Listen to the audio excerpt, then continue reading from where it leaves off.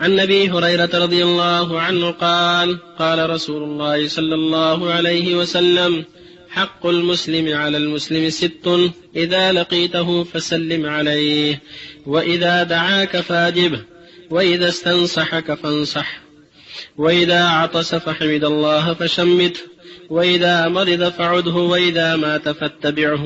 وصلى الله عليه وسلم. الحمد لله وصلى الله وسلم على رسول الله وعلى آله وأصحابه ومن اهتدى بهداه. أما بعد، هذا كتاب جامع لآداب كثيرة وأحاديث متعددة ومتنوعة في الآداب الشرعية. الحمد لله رب العالمين، والصلاة والسلام على أشرف الأنبياء وسيد المرسلين نبينا محمد وعلى آله وصحبه أجمعين. أما بعد، فسبحانك اللهم لا علم لنا إلا ما علمتنا إنك أنت العليم الحكيم. اللهم علمنا ما ينفعنا وانفعنا بما علمتنا وزدنا علما نافعا وعملا صالحا یا رب العالمین. معزز ساتھیوں، دوستوں، بزرگوں اور ہماری ماؤں اور بہنوں، یہ درس نمبر 5 ہے. باب التیمم کا درس نمبر 5 ہے، اور سابقہ 2-3 درسوں سے جابر ابن عبداللہ رضی اللہ عنہ کی حدیث کی تشریح کر رہا ہوں، اور ایسے ہی علی اور حذیفہ رضی اللہ عنہ. اور اب تک میں نے 4 اہم فائدے اس حدیث یا ان احادیث کے متعلق میں نے واضح کیا. اب میں ذکر کرنے جا رہا ہوں فائدہ نمبر 5 یا سبق نمبر 5. اس حدیث سے یہ بات واضح ہوئی کہ زمین کے کہیں بھی یا کسی بھی حصے پر یا کہیں بھی کسی بھی زمین پر نماز پڑھنا جائز اور درست ہے. اس لیے کہ کیا لفظ ہے حدیث میں؟ وَجُعِلَتْ لِيَ الْأَرْضُ مَسْجِدًا وَطَهُورًا. الارض جو ہے استغراق کے لیے، یعنی ہر زمین جس کو ہم زمین کہتے ہیں، تو پوری زمین یہ ہم وہاں نماز پڑھ سکتے ہیں. لیکن حقیقت میں یہ عام ہے، اس عام میں تخصیص داخل ہوا ہے. تو ہم الاصل پوری زمین، الاصل کسی بھی جگہ آپ نماز پڑھ سکتے ہیں، سوائے وہ جگہیں، وہ مقامات جس کے متعلق شریعت نے منع کیا ہے. مثلا وہ آئے گا کتاب الصلاۃ میں باذن اللہ عز وجل. مثلا نجس جگہ پر نماز نہیں پڑھ سکتے، یا ایسے ہی اونٹ کی جو جگہ ہوتی جہاں اونٹ باندھے جاتے ہیں وہاں نہیں پڑھ سکتے ہیں. ایسے ہی مثلا ترمذی کی روایت ہے الارض کلھا مسجد الا المقبرۃ والحمام. پوری زمین یہ مسجد سجدے کی جگہ ہے، نماز پڑھنے کی جگہ ہے، سوائے قبرستان اور ایسے حمام یعنی نجس جگہ. تو الاصل پوری زمین کسی بھی جگہ پر آپ نماز پڑھ سکتے ہیں.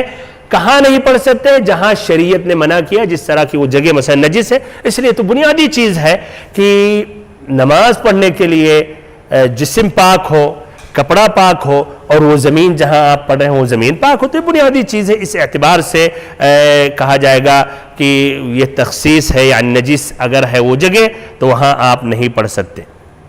چھٹا مسئلہ یہ ہے کہ نماز کے جو اوقات ہیں ان نمازوں کو انہی اوقات میں پڑھ لینا چاہیے، تاخیر نہیں کرنی چاہیے، چاہے پانی میسر ہو یا نہیں.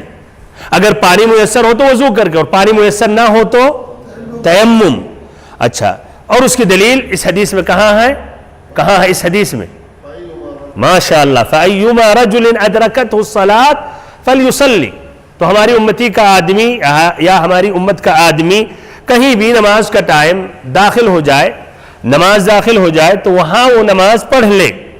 لیکن ادھر سوال یہ ہے، اگر غالب گمان یا اسے اندازہ ہے کہ پانی مل جائے گا، لیکن مثلا ابھی 1.5 گھنٹے کے بعد، اور ٹائم ابھی باقی ہے نماز میں، مثلا 2 گھنٹہ ہے، اذان تو ہو گئی، مثلا ظہر کی اذان ہو گئی، اور ابھی 2 گھنٹہ ہے، پانی یہاں نہیں میسر ہے، لیکن اس کو ابھی سفر طے کر رہا 1.5 گھنٹے کے بعد، یا ایسے ہی گاڑی ایک آنے والی ہے 1.5 گھنٹے کے بعد وہ پہنچے گی، ٹائم باقی رہے گا مثلا ظہر کا وقت.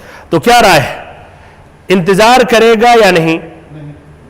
انتظار نہیں کرے گا. اچھا، انتظار نہیں کرے. اچھا، انتظار جو کہہ رہے ہیں انتظار کرنا چاہیے، بہتر ہے انتظار کرے یا بہتر ہے انتظار نہ کرے؟ بہتر ہے انتظار نہیں کریں. الاصل وضو تو انتظار کرنا چاہیے. چلیے سبحان اللہ. دیکھیں اچھا تو اب اگر ٹائم ختم نہیں ہوگا اور پانی ملنے کا امکان ہے یا پانی پہنچنے کا امکان ہے کہ وقت ختم ہونے سے پہلے اسے پانی میسر ہو جائے گا تو بہتر ہے افضل ہے کہ نماز کو مؤخر کرے. کیوں اس کو کہا جا رہا ہے بہتر؟ اس وقت آپ کہنے ٹائم ان الصلاۃ یا افضل الاعمال الصلاۃ فی اول وقتها. ابن مسعود کی حدیث سب سے بہتر افضل عمل کیا ہے؟ تو آپ نے کہا نماز پہلے ٹائم میں پڑھنا ہے کہ نہیں.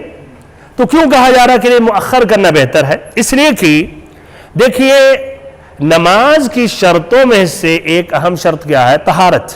اور طہارت اصل کس سے حاصل کی جاتی ہے؟ پانی سے.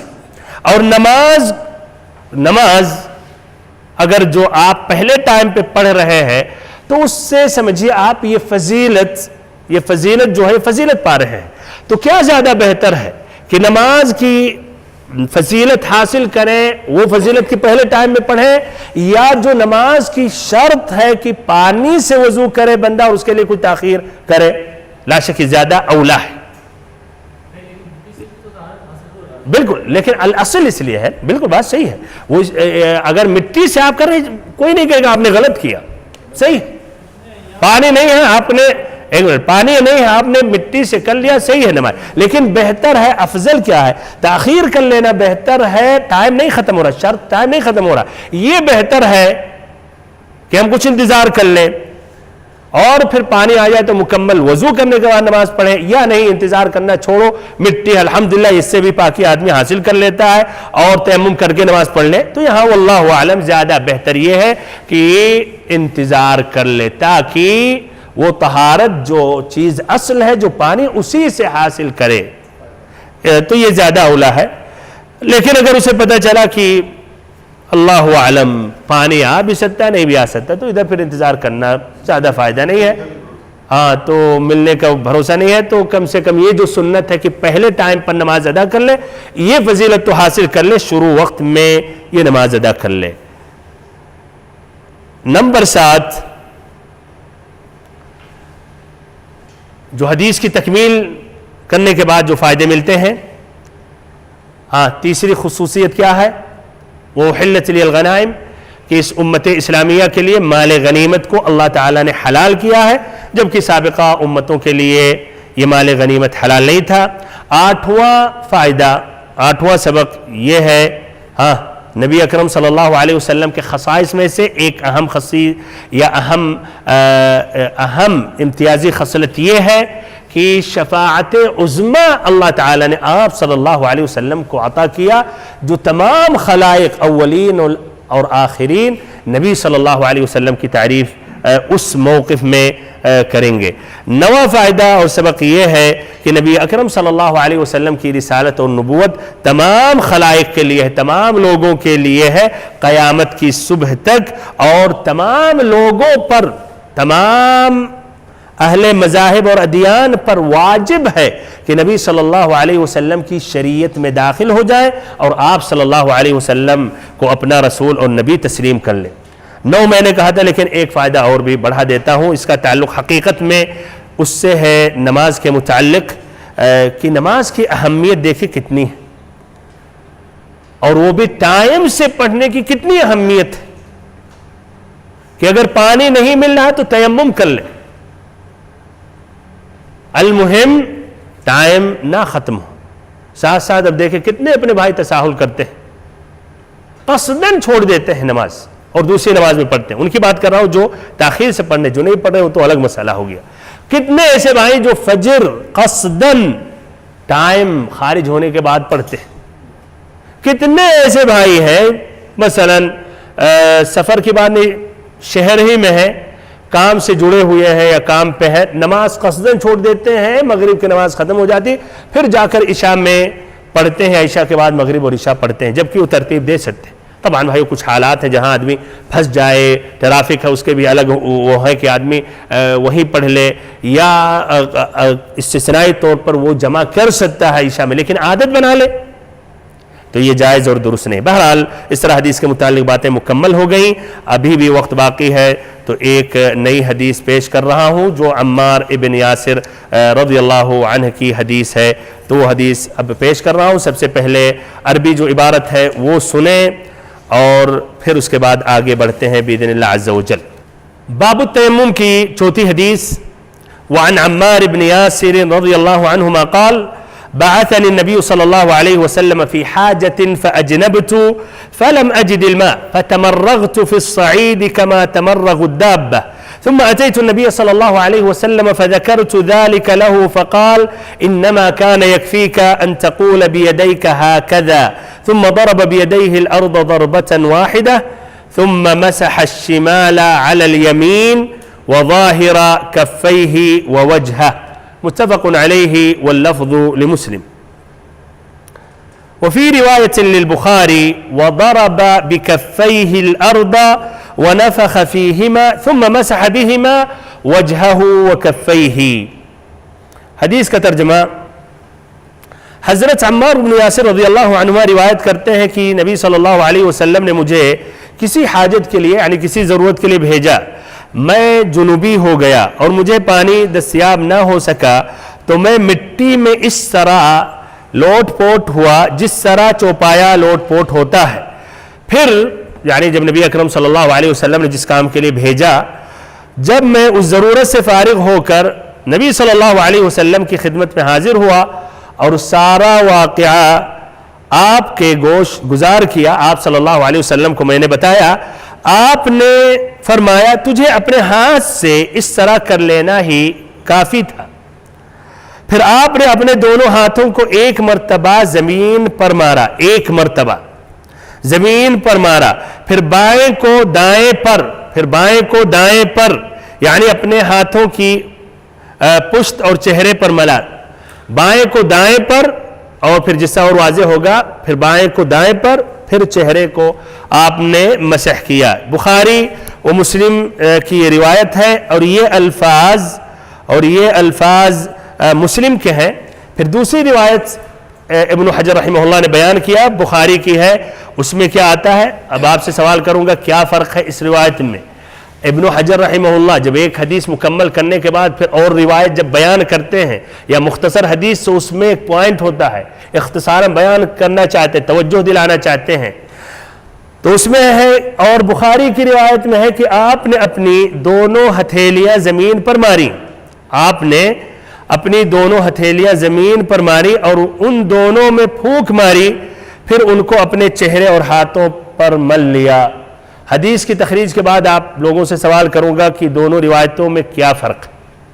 کچھ بھائی ابھی سمجھ گئے ہوں گے, لیکن تخریج کے بعد, تخریج یہاں طویل نہیں ہے اس لیے کہ یہ بخاری اور امام مسلم کی روایت ہے, تو تخریج یہ بیان کر رہا ہوں. اس حدیث کی تخریج امام بخاری نے کتاب التیمم میں, کتاب التیمم باب التیمم ضربہ, سبحان اللہ ادھر بھی باب پر غور کرے, التیمم ضربہ یہ بھی فقہ الحدیث میں آئے گا. امام بخاری کبھی کبھی باب جو باندھتے استفہامیہ باب رہتا ہے, یعنی ایک سوال گویا اس میں اشارہ کرتے ہیں کہ کچھ اختلاف ہے, اور کبھی کبھی جہاں اختلاف ضعیف ہوتا ہے دلیل قوی ہوتا ہے ایک طرف تو جزم کر لیتے ہیں, جیسے یہاں باب التیمم ضربہ, اور ابھی آئے گا کہ اس میں اختلاف ہے. کچھ اہل علم کرتے ہیں 2 مرتبہ زمین پر ہاتھ کو مارنا چاہیے, لیکن یہاں ابن حجر یا امام بخاری جزم کر لے, یہ نہیں کرے باب التیمم ضربۃ او ضربتین, نہیں, جزم کرے باب التیمم ضربہ. اس سے واضح ہو کہ اس کو راجح کہہ رہے ہیں اور اس میں جو اختلاف ہے وہ ضعیف ہے. اچھا بہرحال باب التیمم ضربہ وہ مسلم پیج نمبر 158 حدیث نمبر, یا امام بخاری کتاب التیمم باب التیمم ضربہ پیج نمبر 61 حدیث نمبر 347, امام مسلم کتاب الحیض میں باب التیمم, کتاب الحیض میں باب التیمم پیج نمبر 158, پیج نمبر 158 حدیث نمبر 368.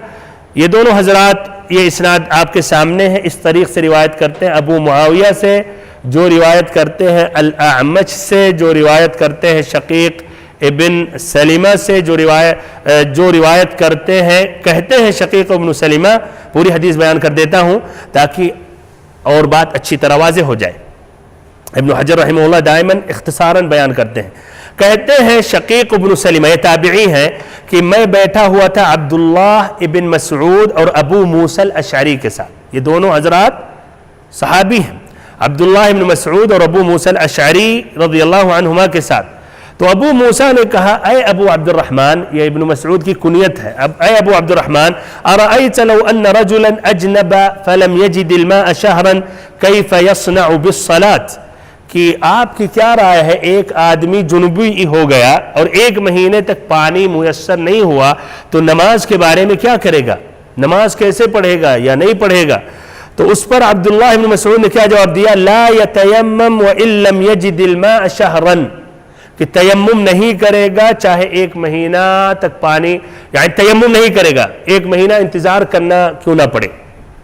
آپ تعجب کریں کیسے ابن مسعود، دیکھیے صحابہ کرام کے کچھ اجتہادات، اسی لیے صحابہ کرام آنکھوں سروں پر، لیکن حدیث کی جہاں مخالفت ہو جائے تو صحابہ کرام کی بات وہیں چھوڑ دیں گے. لیکن صحابہ کرام میں اختلاف نہیں ہے اور اس مسئلے میں کوئی مرفوعاً حدیث نہیں ہے تو ان کی باتیں ماننا لازمی ہے.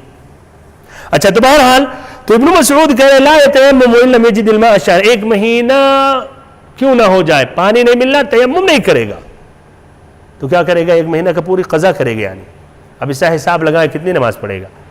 اچھا فقال ابو موسیٰ، تو ابو موسیٰ نے کہا، اللہ اکبر، دیکھیں مدارسہ اور ادب. ابو موسیٰ نے کہا ارے اتنے حدیث کی مخالفت کر رہے ہو، ایسا نہیں. دیکھیں انہوں نے کیا کہا عبداللہ ابن مسعود نے یا ابو موسیٰ نے کیا کہا؟ ابو موسیٰ رضی اللہ عنہ نے اچھا فَكَيْفَ بِهَذِهِ الْآيَةِ فِي سُورَةِ الْمَائِدَةِ فَلَمْ تَجِدُوا مَاءً فَتَيَمَّمُوا صَعِيدًا طَيِّبًا. اچھا تو آپ اس آیت کریمہ کے بارے میں کیا کہیں گے؟ اس آیت کا کیا جواب دیں گے؟ اللہ تعالیٰ نے کہا وَإِن كُنتُم مَرْضَىٰ وَعَلَىٰ سَفَرٍ أَوْ جَاءَ أَحَدٌ مِّنكُم مِّنَ الْغَائِطِ أَوْ لَامَسْتُمُ النِّسَاءَ، یعنی حدث اصغر لاحق ہو جائے یا ایسے بیوی سے ملو اور پھر پانی میسر نہ ہو، فَلَمْ تَجِدُوا مَاءً فَتَيَمَّمُوا صَعِيدًا طَيِّبًا. اس آیت کریمہ کے بارے میں کیا جواب دیں گے؟ پانی میسر نہ ہو تو تیمم کر لو. تو عبداللہ ابن مسعود نے کہا لو رخص لهم في هذه الآية لأوشك إذا برد عليهم الماء يتيمموا بالصعيد، کہ ہمیں یہ خوف ہے کہ اگر اس آیت میں جو آسانی ہے مطلقاً اس آسانی کو لے لی جائے تو کچھ لوگ پھر پانی ٹھنڈا ہو جائے تو اس وجہ سے کہ پانی ٹھنڈا ہو تیمم ہی کرنے لگے.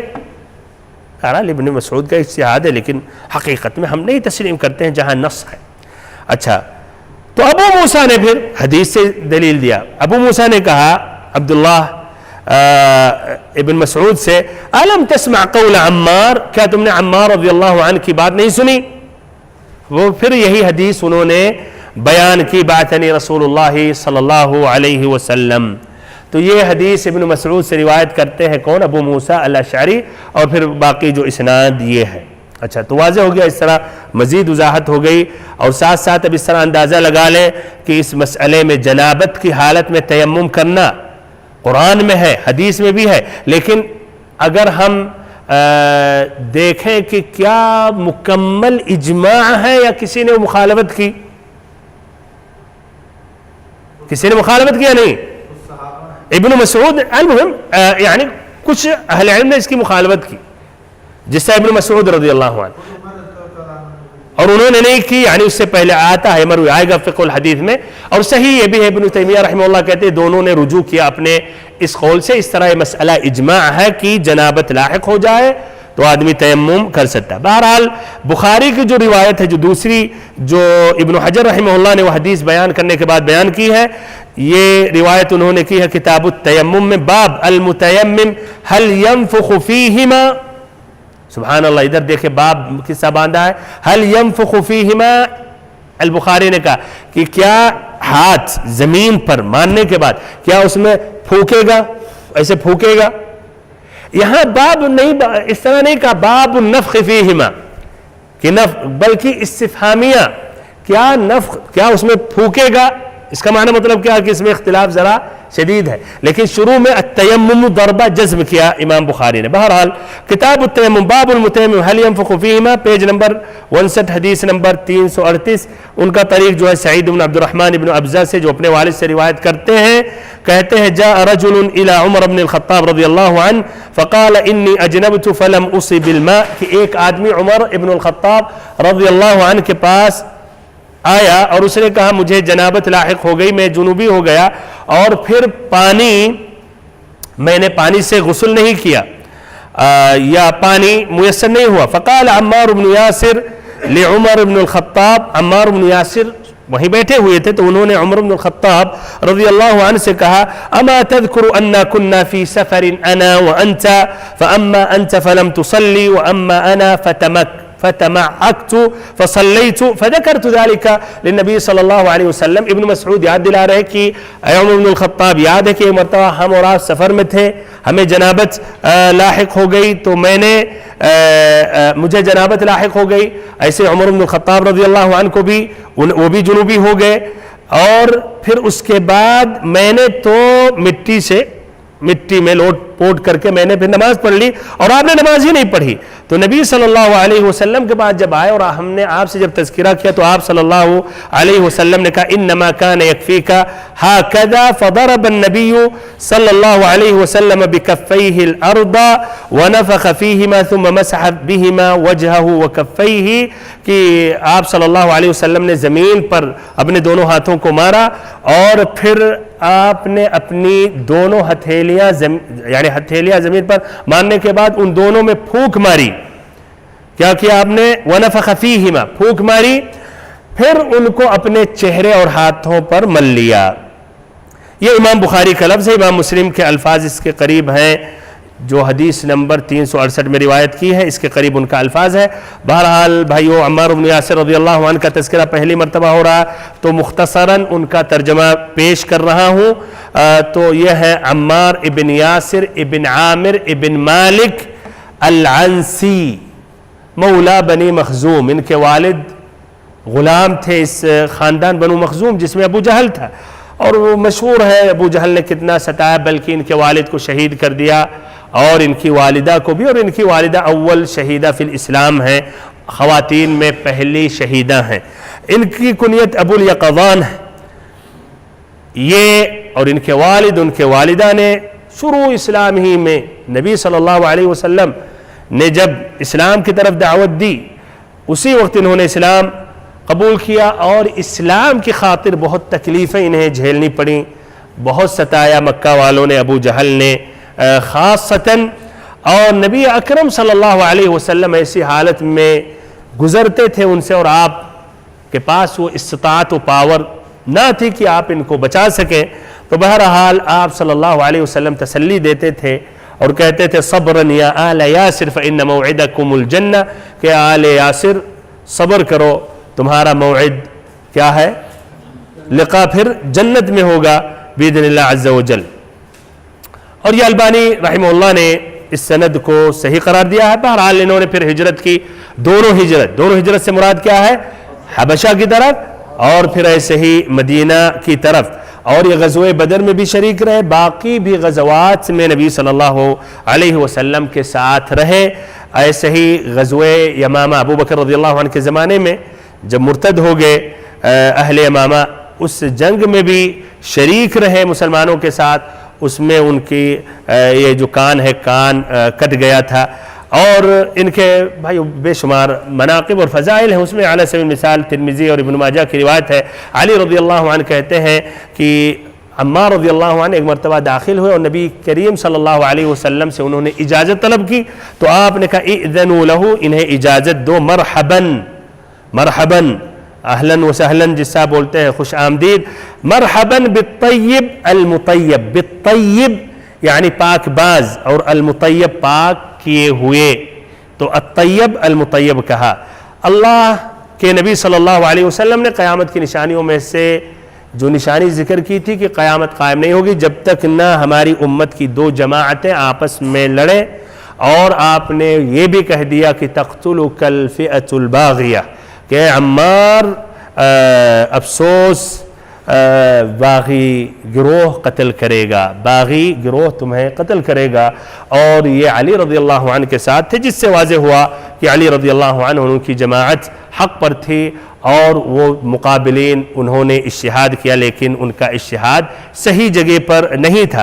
بہرحال عمر رضی اللہ عنہ نے اپنے زمانے میں کوفہ کی طرف انہیں روانہ کیا، وہاں کا گورنر بنایا اور کوفہ والوں کے لیے جو خط لکھا اس میں یہ کہا، عمر رضی اللہ عنہ بھائیو شدید ہے، اگر معمولی بھی مدح اگر کر رہے ہیں تو اس کا بہت ہی معنی مطلب ہے.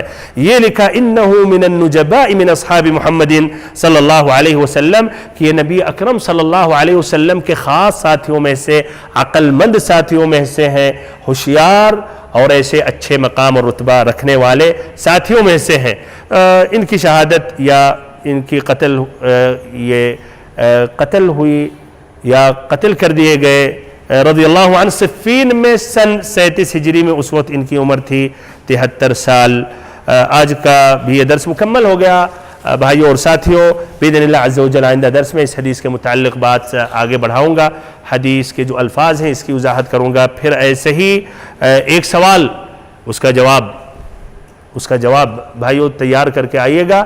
سوال ہے کہ دونوں روایتوں میں کیا فرق ہے. جزاکم اللہ خیر و بارک اللہ فیکم لحسن استماعکم. سبحانک اللہم و بحمدک لا الہ الا انت نستغفرک و نتوب الیک. وصلی اللہم وسلم و بارک و انعم علی عبدک و رسولک محمد.